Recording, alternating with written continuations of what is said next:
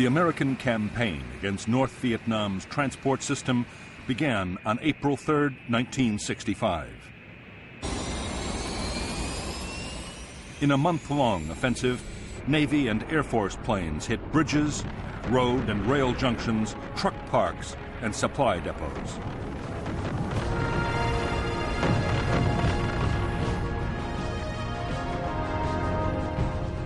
For the Americans, one of the most important targets was the Ham Rung Bridge across the Song Ma River. The bridge was a choke point for troops and supplies moving southwards.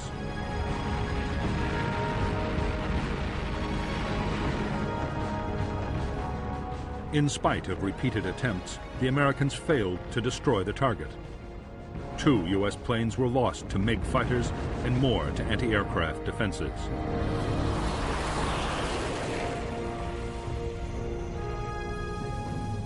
Although the bombing was meant to damage the North Vietnamese military transport system, it also had political aims.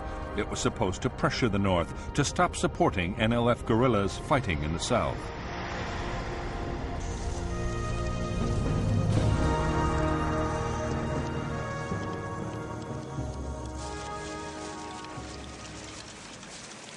In spite of the mounting damage, Ho Chi Minh, the northern president, was defiant. In South Vietnam, the NLF were doing well on the battlefield. South Vietnamese government forces were on the defensive. Ho meant to continue supporting the war as long as his Chinese and Soviet allies provided the weapons and financial support to carry on.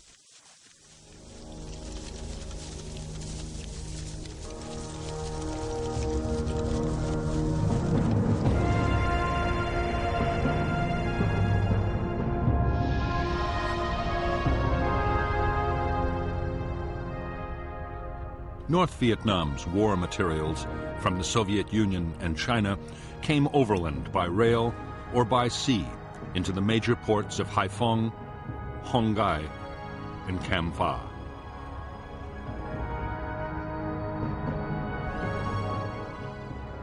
Supplies and troops destined for the war in the south were then sent on to staging areas, especially Dong Hoi. From there, they traveled into Laos by truck and bicycle and down the Ho Chi Minh Trail into South Vietnam.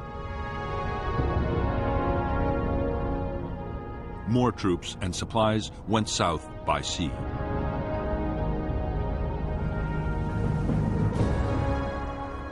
American aircraft had already attacked junctions, bridges, troop staging areas, and supply depots vital to the North's supply effort.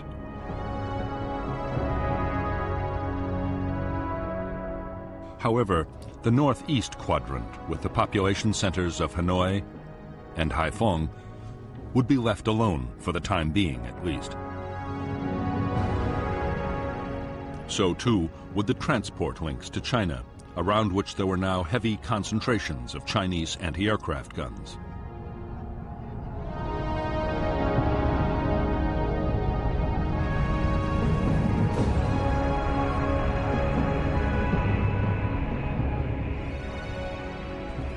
As the Rolling Thunder campaign continued, opposition to the bombing grew in the United States and around the world.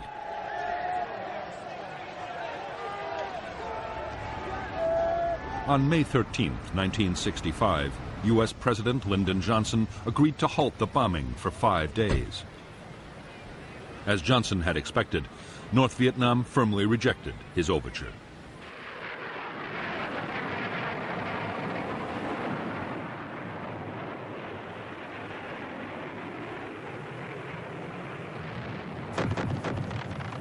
In the months that followed the bombing pause, Rolling Thunder attacks were steadily intensified.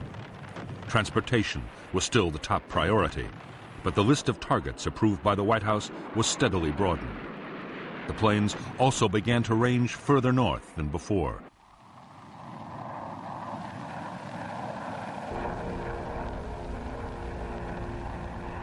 Soon, U.S. fighters had shot down their first MiGs of the air war.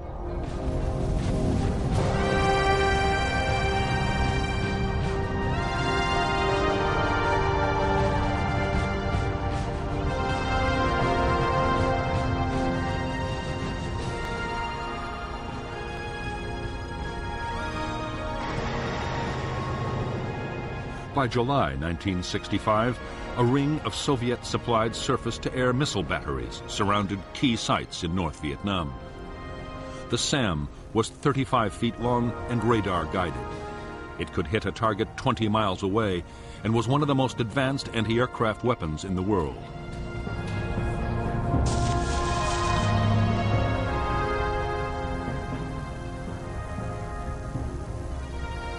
If the SAM's warhead detonated anywhere within 200 feet of an aircraft, it would almost certainly bring it down in flames.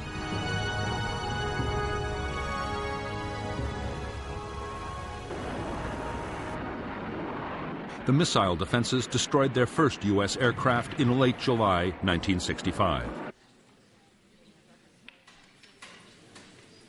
In the coming months, 1 in every 20 SAMs fired would hit its target. By the end of 1965, they had lost 171 planes. For American air commanders, the SAMs were a nightmare. The only solution was to try and stay outside their range for as long as possible.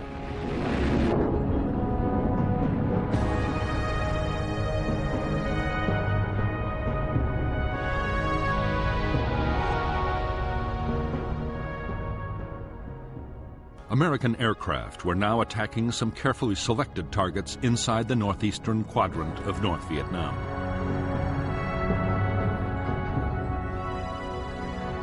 However, they had orders to avoid prohibited zones of 10 miles around the capital Hanoi and 4 miles around the port of Hai Phong.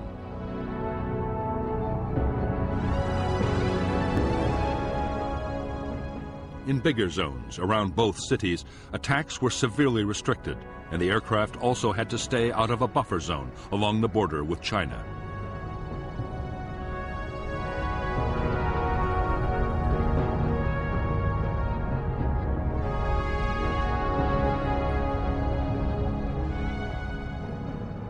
It was in the northeastern quadrant that the North Vietnamese had built up the heaviest concentrations of fighters and anti-aircraft missiles. The Americans knew the operating ranges of the MiGs and the SAMs. Attacking aircraft took elaborate measures to avoid them until the last possible moment.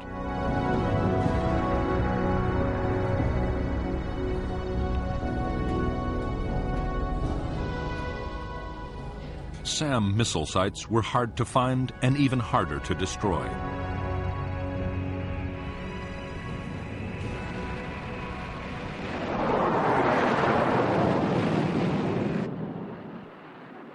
To make the problem worse, those inside prohibited zones around Hanoi and Hai Phong could not be attacked at all. It would be months before the restriction was lifted.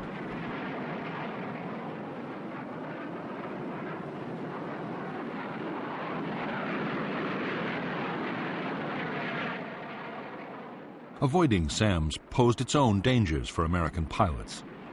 The missiles were most dangerous to planes flying at 20,000 feet or above. A low-flying aircraft was less at risk, but then it was inside the range of the anti-aircraft guns.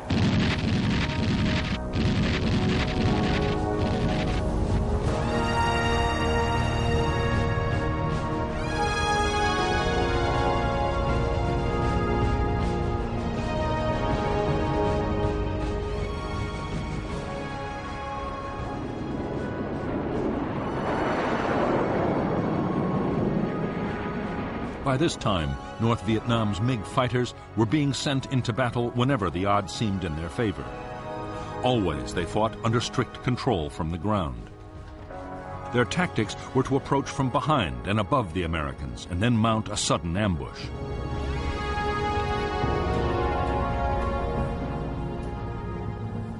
To the intense frustration of U.S. air commanders, American planes were strictly forbidden to attack North Vietnamese fighter bases.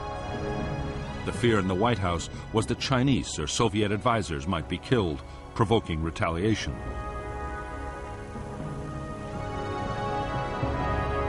An even bigger worry was that if the North's Air Force were destroyed, Chinese fighter units might take over the defense themselves.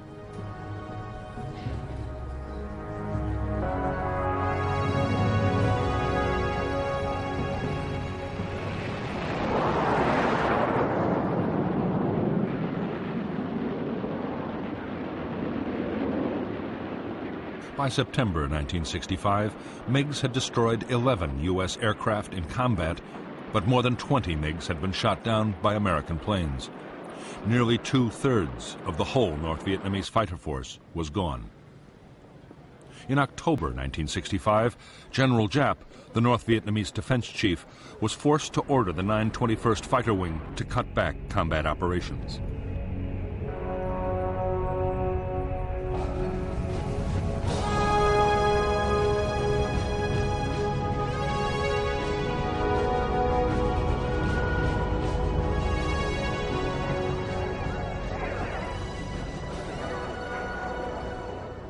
On December 24, 1965, President Johnson announced another temporary halt to the bombing of North Vietnam and offered talks. Meanwhile, the war in the South was gathering pace. By the start of 1966, 184,000 U.S. troops had arrived in country.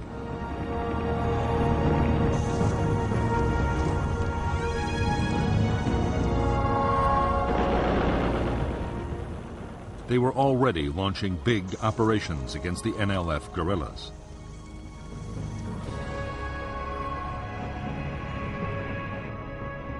Months before, American leaders had decided that the air war in the South would, if necessary, take priority over operations against the North. Hundreds of transport aircraft and fighter bombers supported American troops. Strike aircraft could be called in by any combat unit in the field. Time after time, their bombs, rockets, and napalm saved American units being overrun by the Viet Cong, but they also hit thousands of civilians in their homes.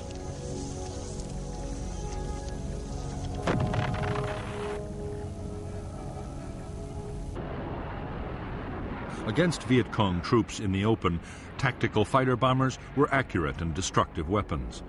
However, against fortified guerrilla bases spread out under the forest canopy, they were almost useless.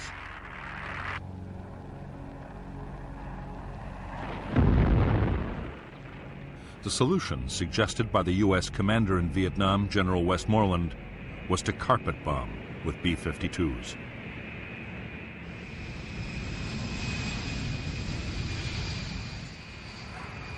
The B-52 could carry 51 750 and 500-pound bombs, a 13.5-ton payload. A modified version, the Big Belly, could carry 108 750 and 500-pound bombs, a massive 31 3/4 tons. A cell of 3 B-52s could obliterate an area 3 miles long and 2 miles wide.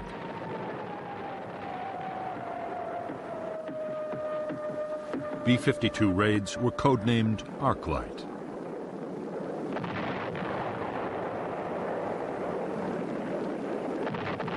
Each raid had involved a 12-hour round trip from Guam in the Pacific Ocean. The missions were possible only because for every bomber in the fleet, there was a tanker from Okinawa to refuel it in flight. The mission of the B-52 force was soon broadened to include the Ho Chi Minh Trail in Laos and passes feeding the trail just inside North Vietnam.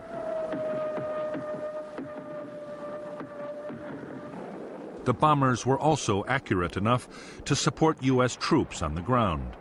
Radar could direct the B-52s to a target day or night up to 200 miles away and tell the crew exactly when to drop their bombs.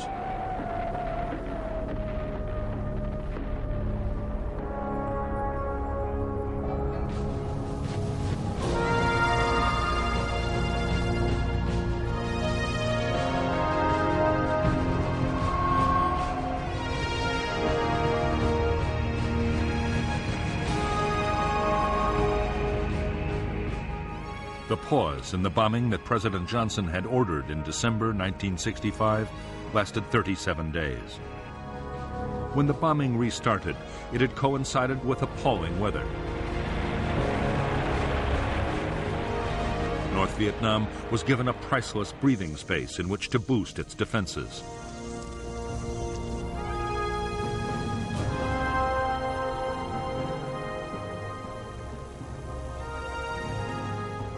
The North's most important installations were now defended by 5,000 anti-aircraft guns. They included new radar-guided 85 and 100 millimeter weapons able to bring down an aircraft at nearly 20,000 feet. More SAM missile sites had also been put in place. By now, 30 new fighter pilots had come back from training in the Soviet Union and China, along with more aircraft to rebuild the fighter force.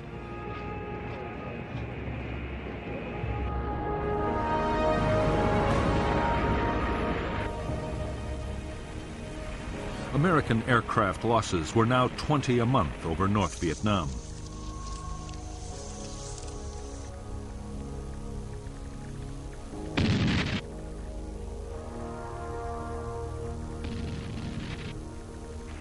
One in 40 planes flying into the heavily defended northeast quadrant was lost. Pilot morale was beginning to suffer. Most were in combat every second day, and some even more often.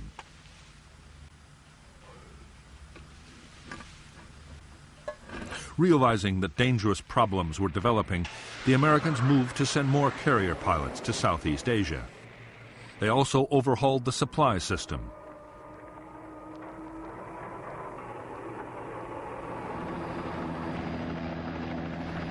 At the same time, other changes were made to help reduce American casualties and boost morale.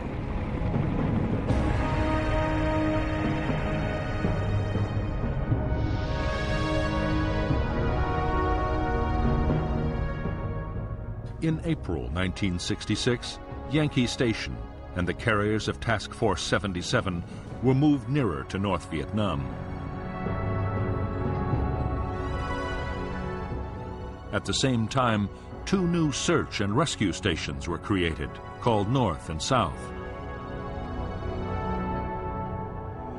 The stations were placed on the routes most used by U.S. strike aircraft.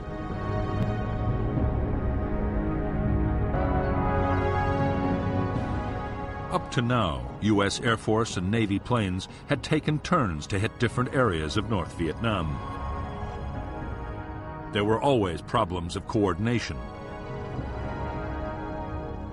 Now, the system was improved by allocating route packages. Route Package 1 was given to Military Assistance Command in the South as part of the war on the demilitarized zone.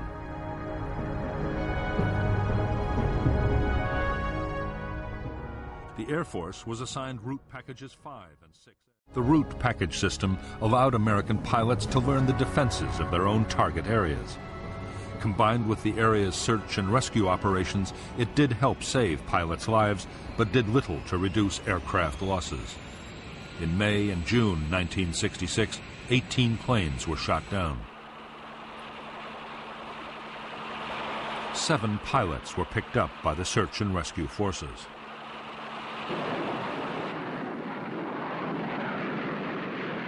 By now, every American raid included attacks to suppress anti-aircraft defenses. Strikes were also supported by a vast array of sophisticated technology. Early warning radar aircraft could alert pilots to MiGs or SAM launches. Electronic warfare planes tried to jam anti-aircraft radars. Wild Weasel strike aircraft, armed with the new Shrike radar-seeking missiles, were deployed to hit the SAM sites.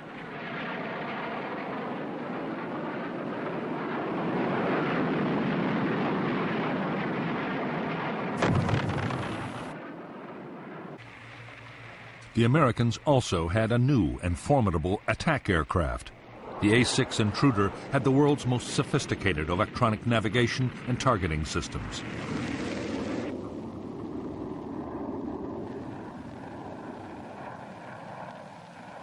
It could find and hit targets day or night in any weather and carried a 6.5-ton bomb load. In poor conditions, a pair of intruders could destroy a target that a normal raid of 100 aircraft might fail to hit.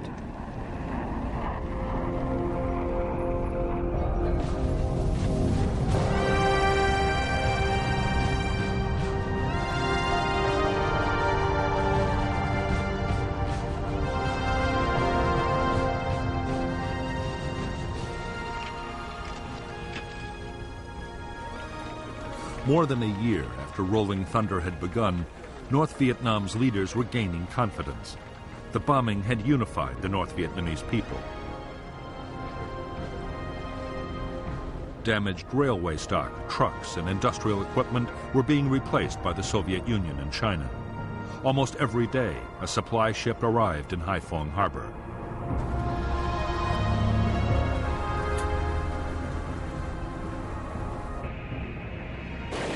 The Soviet Union had also supplied new advanced fighter aircraft, bringing the number of North Vietnamese planes to 70.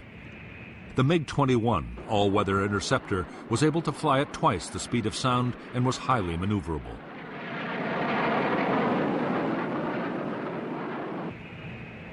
It was armed with 2 cannon and 2 ATOL infrared homing missiles, deadly weapons at medium ranges.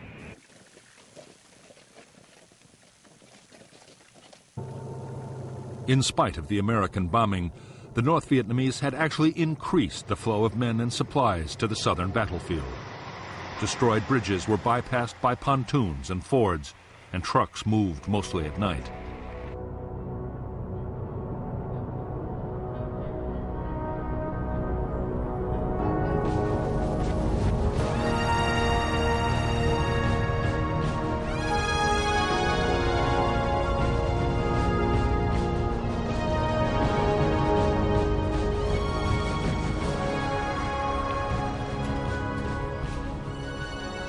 For months, the American Joint Chiefs of Staff in Washington had been urging the president to launch an all-out campaign against North Vietnam. Above all, they wanted to target petroleum and oil storage, the PAL system.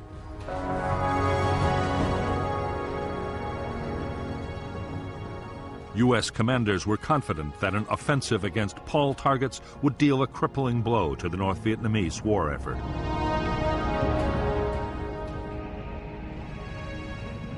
The offensive was put off again and again. President Johnson was waiting for an answer to peace feelers sent out to Hanoi. When there was no response, the president approved the attacks. The first PAL raids on North Vietnam's fuel storage system were launched on June 29, 1966.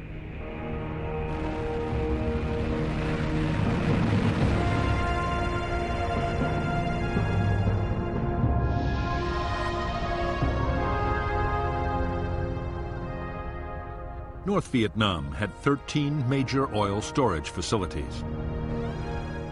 2 had already been destroyed and another badly damaged.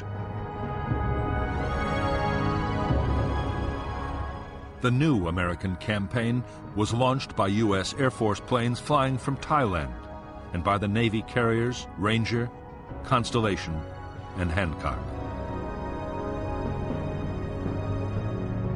In the first strikes, tanks at Hanoi, Haiphong, and Do Song were hit. The following days saw attacks on yet more sites. The remaining facilities and fuel-carrying trains from China were next.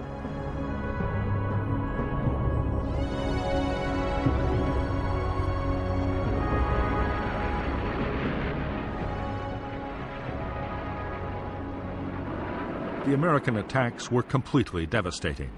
The North's biggest facility at Haiphong was totally destroyed. Smoke from the burning tanks reached 20,000 feet into the sky.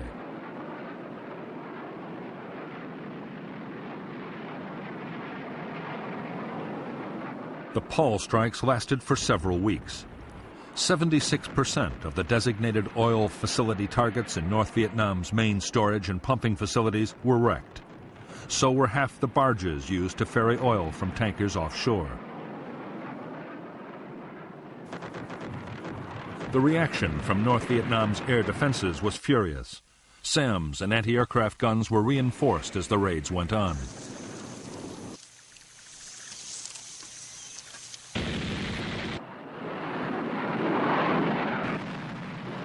The MiGs, flying from airfields still off-limits to U.S. bombs, could attack at will.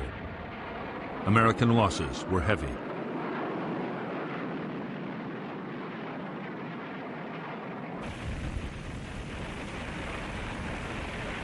In spite of the massive size of the Paul campaign and the heavy cost in downed aircraft, the American raids had a limited effect. The big oil tanks had been destroyed, but long before, the North had dispersed its stocks in smaller tanks and bunkers. Some had been hidden in residential districts, places the Americans might avoid attacking. The Americans launched a massive effort to try and eliminate the dispersed oil stocks.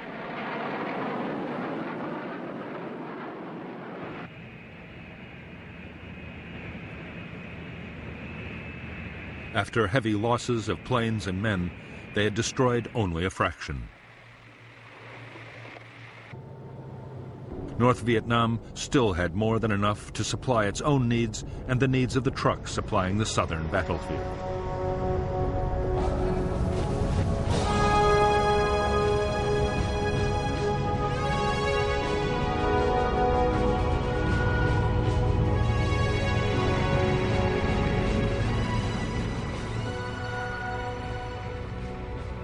In October 1966, the U.S. Defense Secretary Robert McNamara paid a visit to the American carrier fleet off the shores of North Vietnam. With him was General Wheeler, the chairman of the Joint Chiefs of Staff, and Admiral Sharp, the Pacific Fleet commander.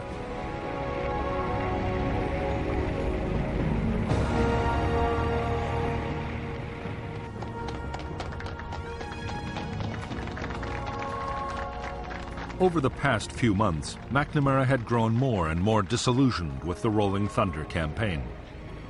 The North Vietnamese still showed no signs of abandoning the war. The failure of the Paul offensive had been the final straw. By now, the cost of Rolling Thunder had soared to $1,247 million, and more aircraft and crew lost every month.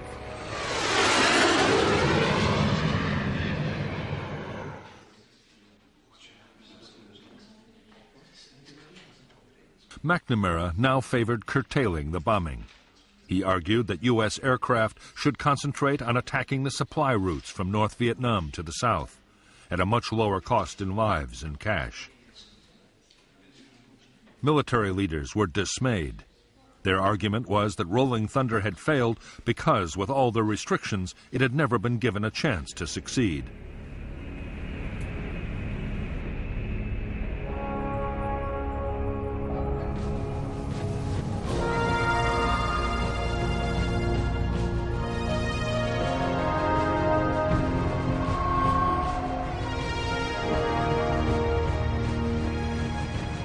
During 1966, as Operation Rolling Thunder intensified, American and Australian warships joined in the campaign against North Vietnam.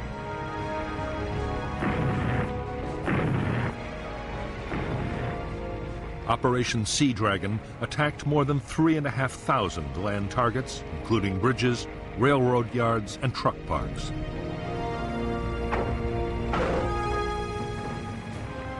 More than 300 coastal defense and radar installations were damaged or destroyed.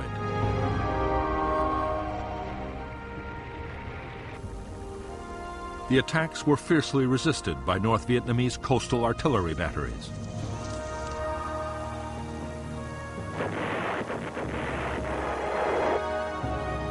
During the 2 years of Sea Dragon attacks, the guns would hit 19 ships.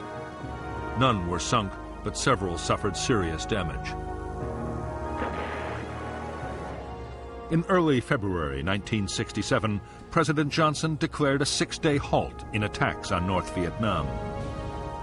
The North Vietnamese immediately raced supplies and men to the south, as they had done during every pause before.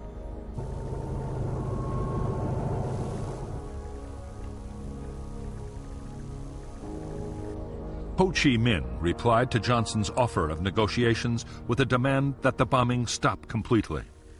Ho made no promise that even then he would talk.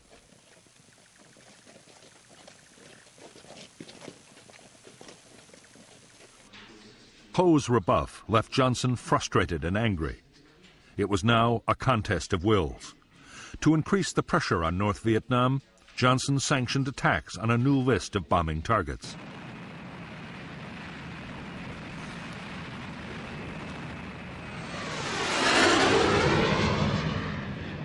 American planes would attack the North's airfields, power plants, and industries, while the Navy's Operation Sea Dragon would be expanded. It was a major step towards an all-out campaign.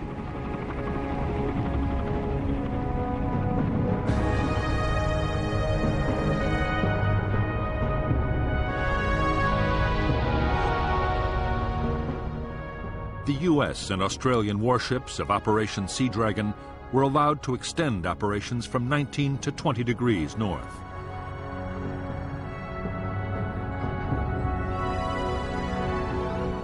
Aircraft were sent to mine river mouths and later inland waterways as well, up to the same line.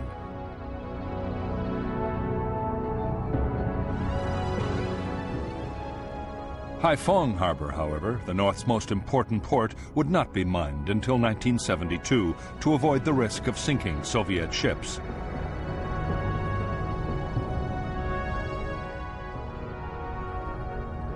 The new targets for U.S. bombers were the airfields, power plants, and industries of the northeastern quadrant. Some targets were inside the previously prohibited zones around Hanoi and Haiphong.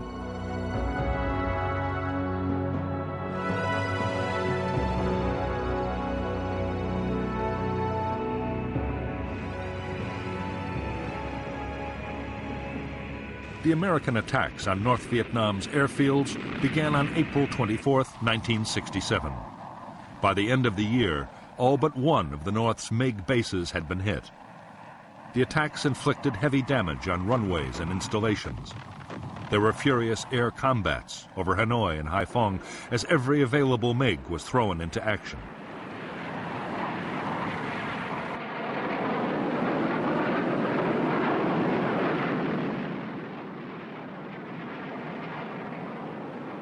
After the airfield attacks came the strikes on industrial targets and power plants.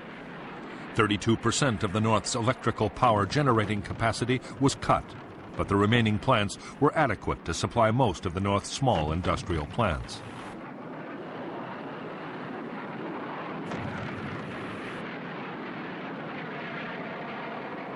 By now, the weather had improved, and the bombers now ranged freely, hitting old and new targets again and again. In May 1967, as desperate battles raged in the skies over Hanoi and Haiphong, the Americans shot down 26 North Vietnamese fighters. North Vietnam's pilot strength had been halved.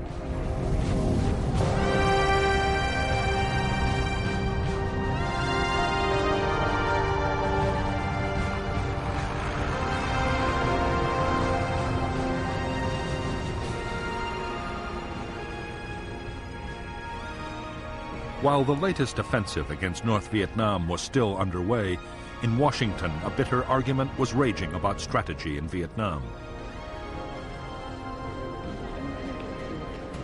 President Johnson's civilian and military advisors were now completely at odds.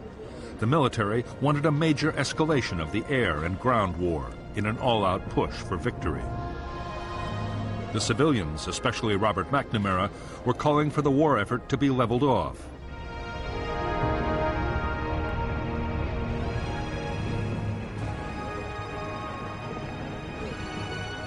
In August 1967, the pressure on President Johnson to side with his military commanders sharply increased.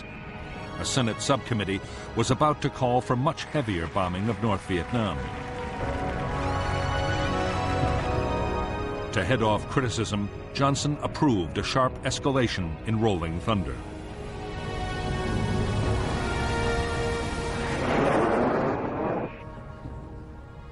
For the Defense Secretary, Robert McNamara, the decision to escalate was the end of the road. His advice had been ignored, and plainly he no longer had the confidence of the President. McNamara had no option but to resign.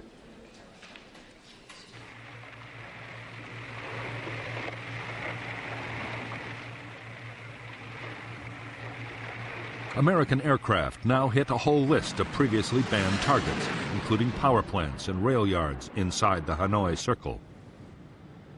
The Paul Doumer Bridge linking Hanoi and Haiphong was attacked, and 2 of its spans dropped into the Red River. However, engineers hastily carried out temporary repairs, and the bridge continued to carry traffic until it was hit again in October 1967. Targets inside the Chinese border buffer zone were also hit. American planes attacked to within 8 miles of the frontier. 2 American aircraft strayed into China and were shot down by Chinese MiGs. The attacks of late 1967 were so intense that for a time the northern air defenses ran desperately short of SAMs and anti-aircraft ammunition.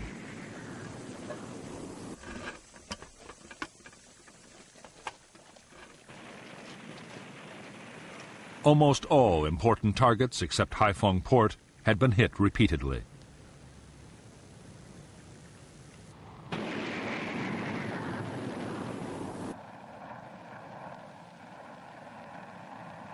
The Americans were now using a new generation of smart bombs, including the Walleye television-guided weapon, which had been operational in Vietnam since 1966. It took many fewer aircraft to destroy a target, which meant in theory that precision attacks could be made, even in densely populated areas. There was little the North Vietnamese air defenses could do to stop the havoc. However, northern leaders still had no intention of giving in to U.S. demands. In their view, the best way of stopping the bombing was to win the war in the South in the shortest possible time.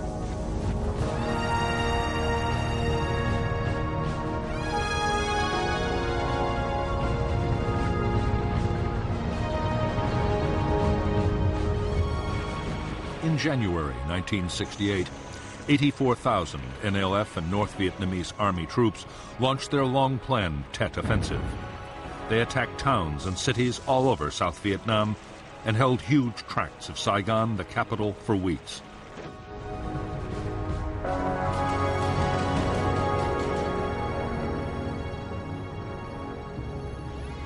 In the end, the Tet Offensive was a military disaster for the Viet Cong. 40,000 were killed in more than a month of savage fighting.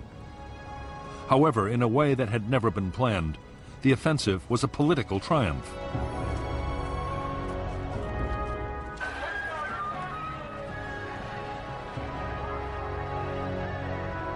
In the United States, public opinion had been turning against the war for months. The sheer scale of the latest offensive now seemed to confirm that U.S. strategy had failed. The pressure on President Johnson to look for a negotiated settlement grew irresistible.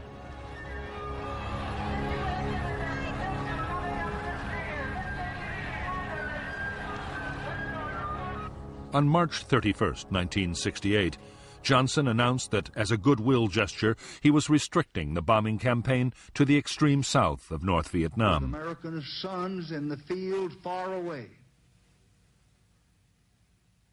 On April 3rd, Hanoi radio announced that if bombing ceased unconditionally, the talks could begin.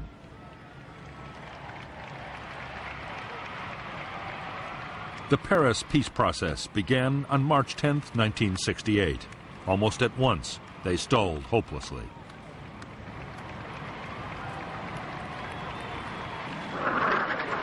Meantime, U.S. aircraft and warships continued to attack transportation targets below the 20th parallel.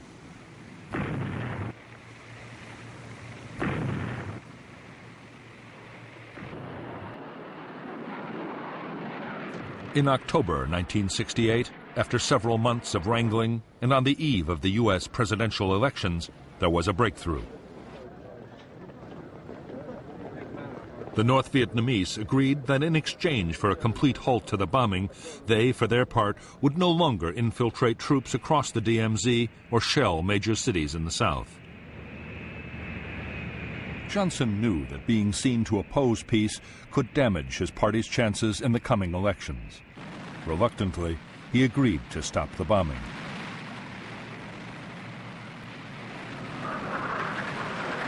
Operation Rolling Thunder came to an end on November 1, 1968, after 3.5 years. The campaign had cost more than 900 American aircraft. 818 pilots were dead or missing, and hundreds were in captivity.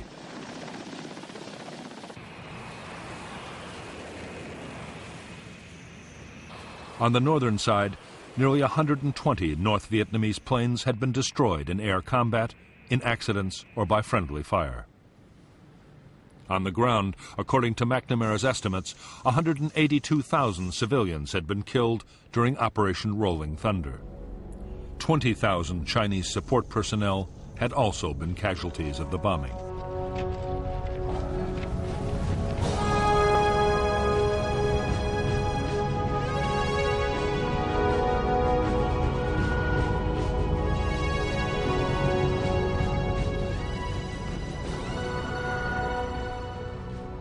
With the end of Rolling Thunder, North Vietnam immediately set about rebuilding its shattered transport system.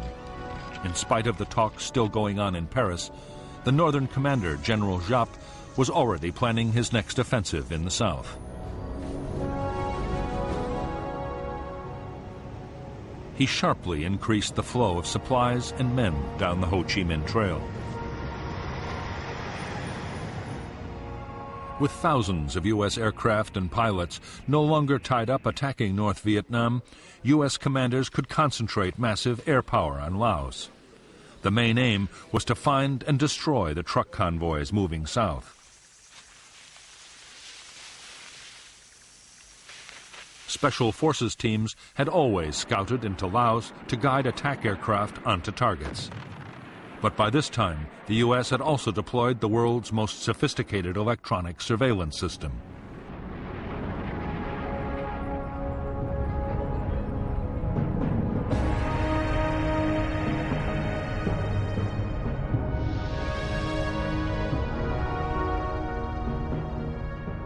Between 1966 and 1971, in Operation Igloo White, American aircraft laid a sophisticated system of electronic sensors down the Ho Chi Minh Trail in Laos. The targets were the truck convoys streaming south from North Vietnam. Signals from the sensors were picked up by orbiting aircraft and relayed to a listening center in Nakhon Phanom in Thailand. Other aircraft carried instruments to detect the electrical activity of truck engines. When a convoy was detected, the Americans would launch a raid by B-52s or fighter bombers into the target area.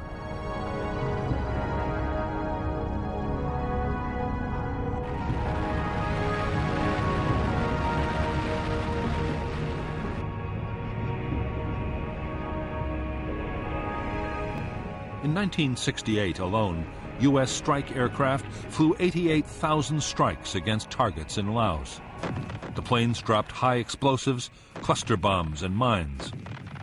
They were also equipped with new, highly accurate laser-guided bombs.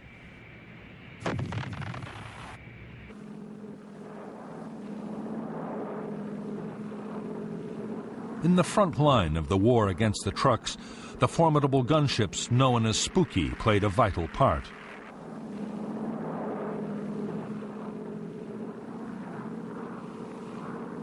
The gunships carried 3 miniguns, each able to fire 6,000 rounds a minute. Flying in a circular pattern over the target, the gunship would rain down an awesome weight of fire.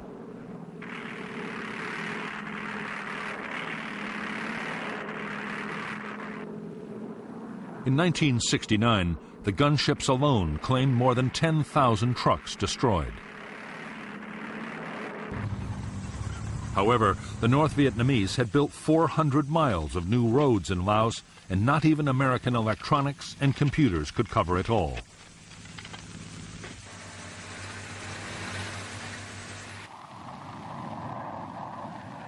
Still, U.S. aircraft would drop 750,000 tons of bombs on Laos, 10 times the weight dropped on Japan in World War II.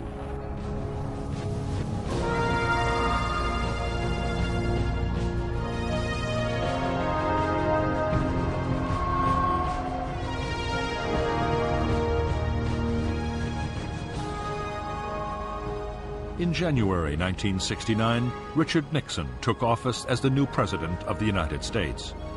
Nixon had promised to achieve what he called peace with honor.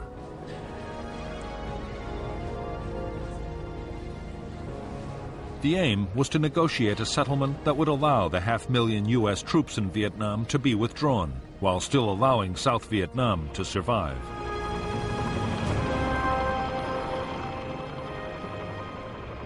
The American plan was to prepare the South Vietnamese to take over their own defense. Officials called it Vietnamization. The regular armed forces would be built up to over 420,000 men. They would get modern weapons, including large numbers of tanks, guns, and aircraft.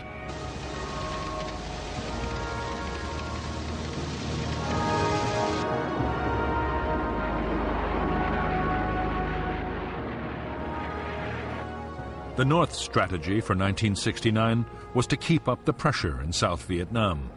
While negotiations were going on, they meant to improve their position on the battlefield.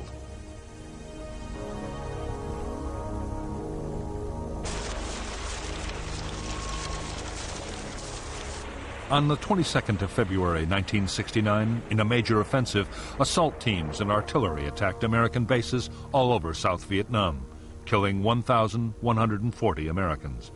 At the same time, in an echo of Tet a year earlier, 100 towns and cities were hit. The American reaction was swift. Arc-light strikes by B-52s were launched on guerrilla base areas. Armor-piercing bombs dropped from 30,000 feet annihilated bunker and tunnel complexes.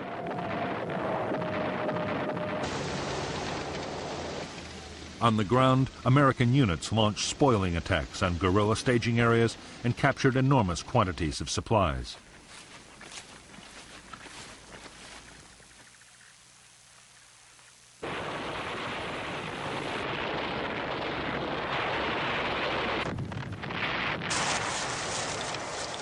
The heaviest fighting was around the capital, Saigon, but fights raged all over South Vietnam. In the first 3 weeks of battles, the Americans lost 1,100 men. However, American artillery and air power overwhelmed the Viet Cong offensive.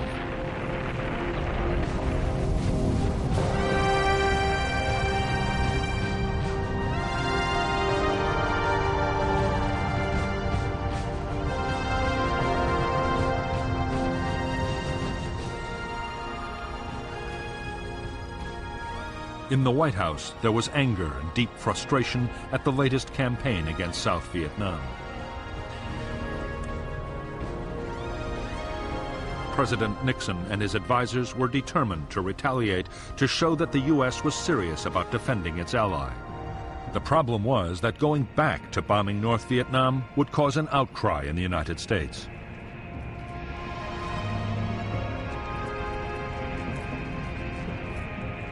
Nixon's plan was to bomb Viet Cong staging areas in Cambodia.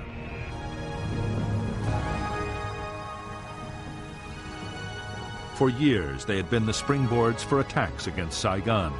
These jungle areas held tens of thousands of troops and vast stores of supplies and weapons.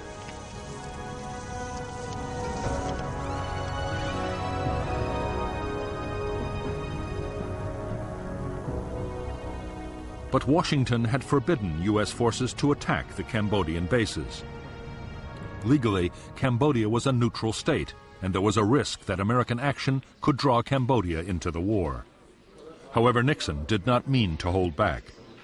Operation Menu, the bombing of Cambodia, was to be kept a strictly guarded secret. It was dubbed Menu because the first attack on Base Area 354 had been decided at a breakfast briefing at the Pentagon. The operation was to continue for 14 months.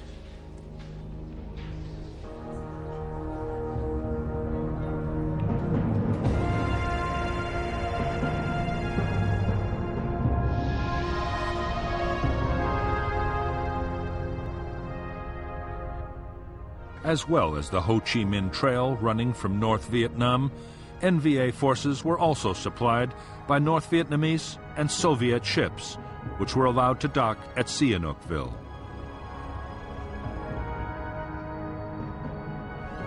From here, they fed war materials to the main base areas.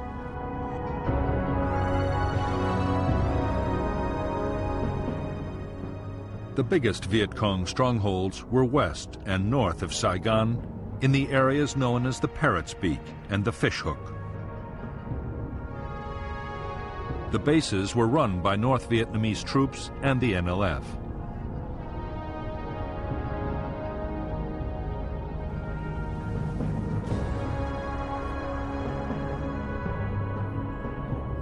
Starting in February 1969, American B-52 bombers from Thailand launched devastating strikes against each of the base areas in turn.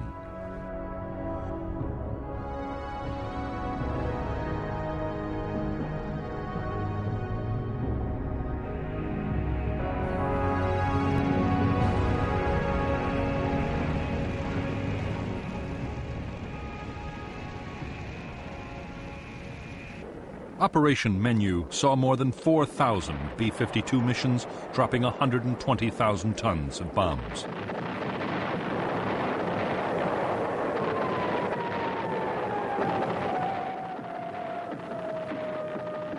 In later campaigns, B-52s supported American and South Vietnamese ground incursions into Cambodia and backed Cambodian government forces against the Khmer Rouge guerrillas. Altogether, in 4 years of bombing, U.S. aircraft would unload more than 500,000 tons of bombs on Cambodia.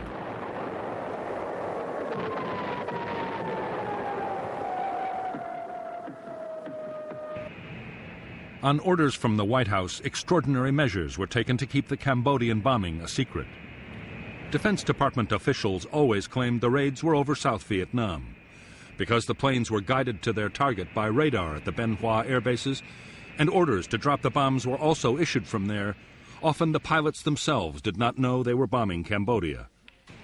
Those that did were ordered to falsify their flight logs upon returning to base to maintain the secrecy.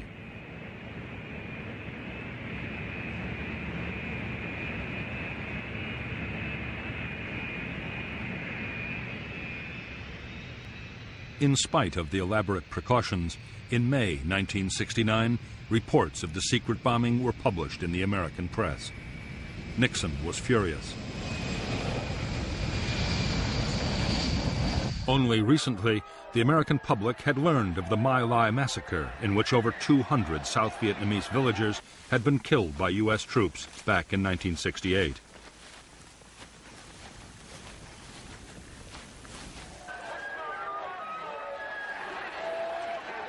Anti-war feeling had also been fueled by news of the bloody Battle of Hamburger Hill.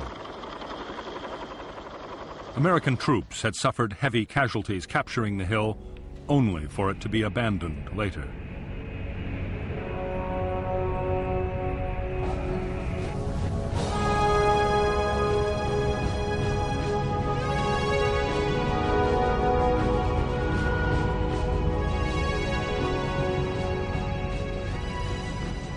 On June 8, 1969, President Nixon met with South Vietnamese President Nguyen Van Thieu on Midway Island in the Pacific.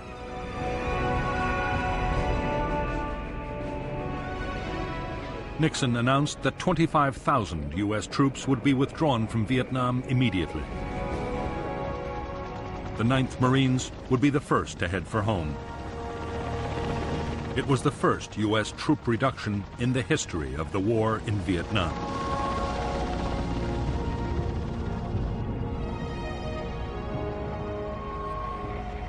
By the fall of 1969, Nixon's initiatives had succeeded in quietening public opposition to the war. To keep up the momentum, the president announced a second batch of troop withdrawals and promised to reduce the draft call.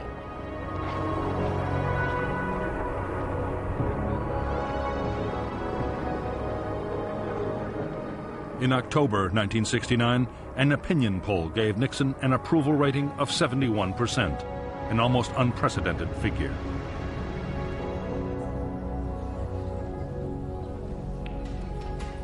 Although Nixon was preparing to pull out American troops, he had no intention of giving up on Vietnam.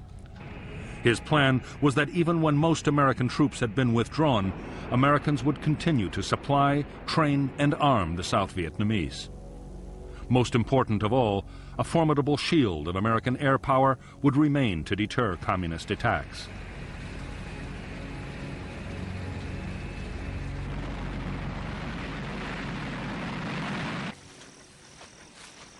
As ground combat in South Vietnam fell to its lowest level in 6 years, the prospects for success looked increasingly good in Washington. What U.S. officials did not know was that in North Vietnam, the greatest offensive of the whole war was being prepared. The plan was to use nearly 200,000 troops and hundreds of tanks in a full-scale invasion of South Vietnam.